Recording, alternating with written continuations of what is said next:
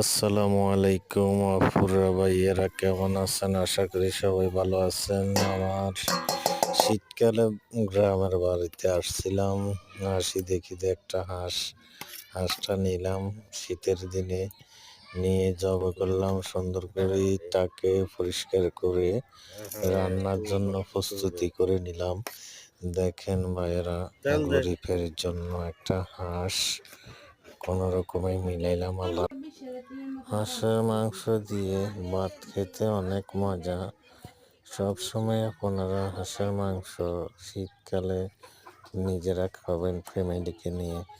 বৃদ্ধ মা বাবা থাকলে তাদেরকে বেশি বেশি হাঁসের মাংস খাওয়াবেন, তাহলে তাদের শরীর গরম থাকবে। শরীরের প্রতি খেয়াল রাখবেন সব সময়, দেখবেন অনেক ভালো লাগবে, অনেক আনন্দিত হবেন।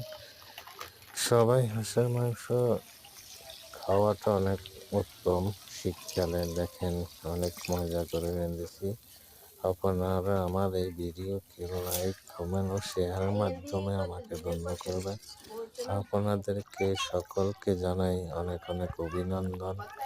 সবাই ভালো থাকবেন, সুখে থাকবেন, পরিজন নিয়ে খানা রেসিপি ভালোভাবে